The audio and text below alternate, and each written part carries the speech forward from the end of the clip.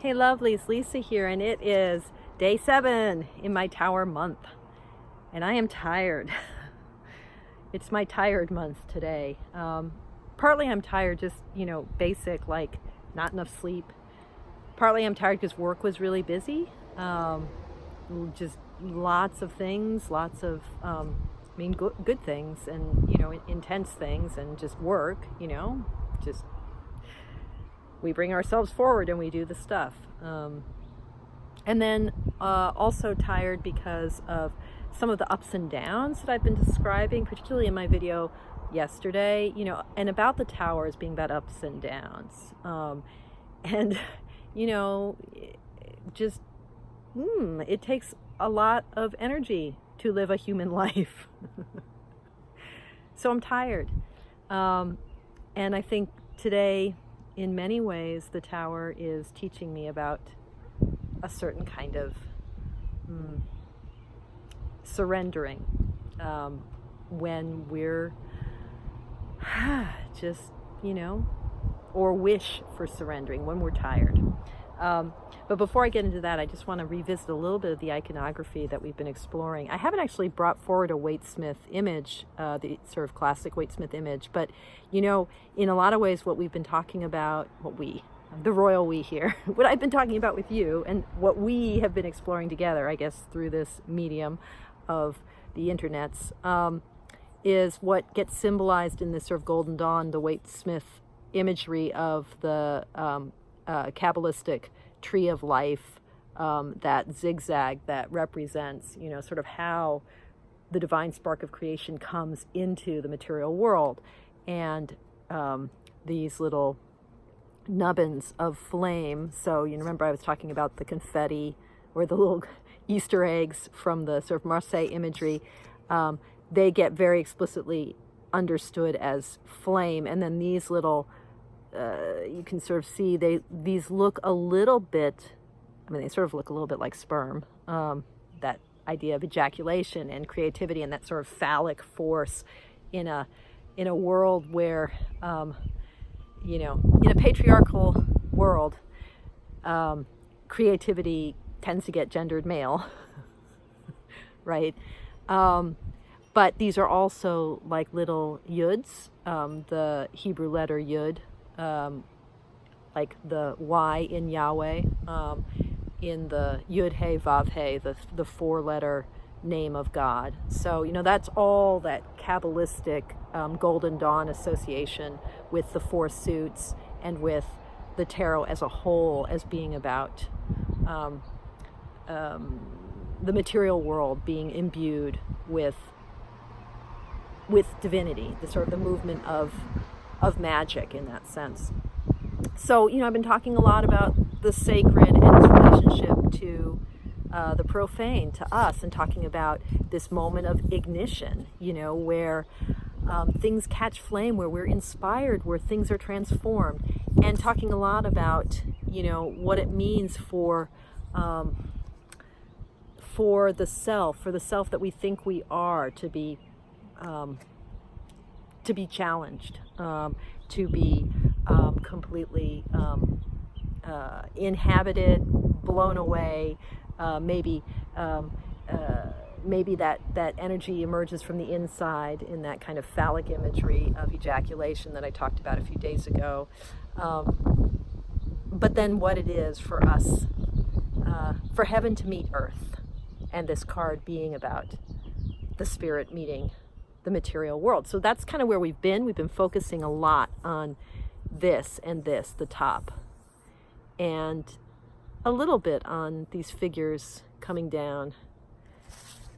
But today, as I've been feeling tired, the Tower card that has been speaking to me a lot is this beautiful card from Usi's Pagan Otherworlds.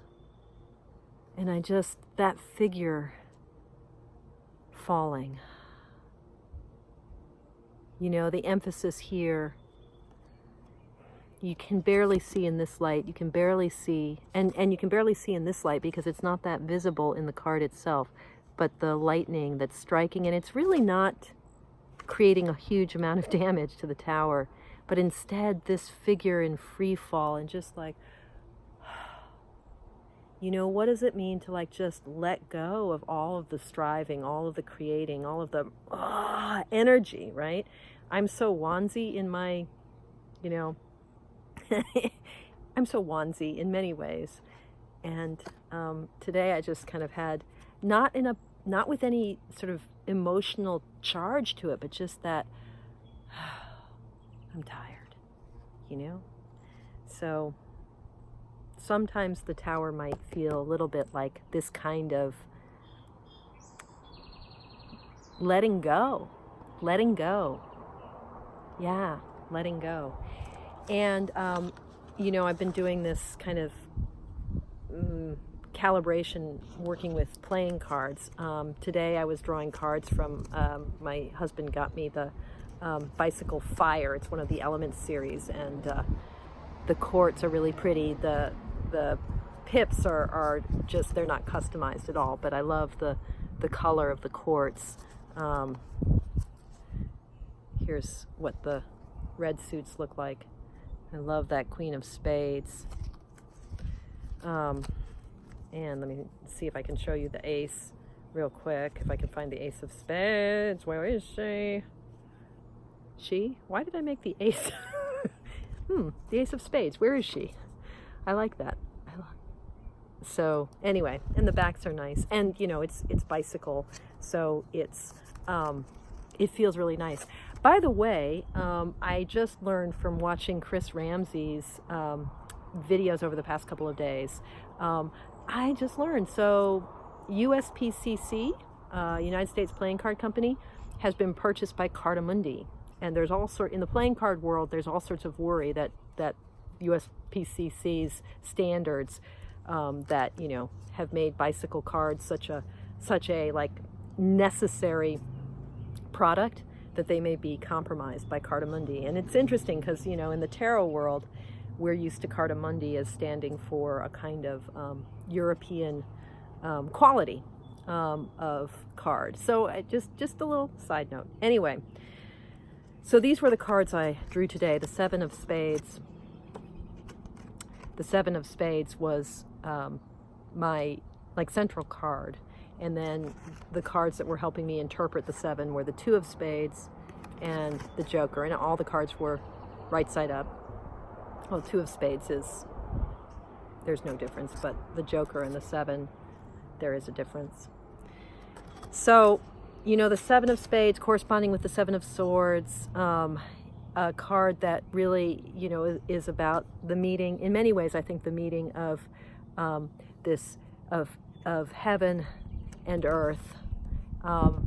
Sevens relating to the Chariot, to that sort of movement of energy of the figure of the chariot moving forward, but also the stability. Seven also relating to the 17th trump, to the star and the sense of how we might navigate forward. So for me, sevens are always about steadiness and how we plot a course. The Seven of Spades corresponds with the Seven of Swords, so a card that we might think of as the deception card or the theft card, but definitely a card that's about strategy, that's about not revealing everything, holding your cards close to the chest, as it were. In Kim Kranz's deck, her Seven of Swords is that beautiful figure of the fox who's sitting on one sword, and for me that card has come to mean her particular Seven of Swords, and the Seven of Swords more generally has come to mean like a kind of restraint, holding things in reserve. So a steadiness that comes out of, I'm not going to push forward with all the energy I have. I'm going to pace myself. I'm going to hold in reserve. And, you know, the sort of stasis of the Two of Swords, that way in which the Two of Swords can be about a kind of peace or truce, a kind of impasse, a kind of this way or this way, but for now I'm kind of between the two. And the Joker, which for me in the playing card deck is the figure of the Fool, sort of on the brink of things. Also, you know, the Fool is about a leaping forward, and also being somewhat outside of the normal rules of play. Certainly that's where the Joker is.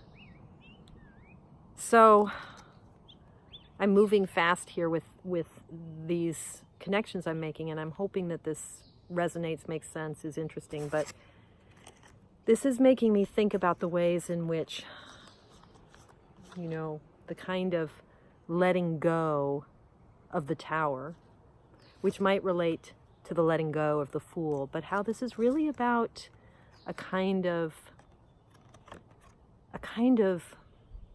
restraint, like not pushing so hard, being willing to hold back a little bit. Does that make any sense? Like, letting go isn't always about taking a leap.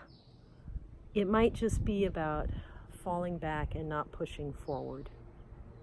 It might be about a certain element of trust. So that's kind of interesting to think about how the 7, with its steadiness, its sense of restraint, how that might also be about a kind of trust.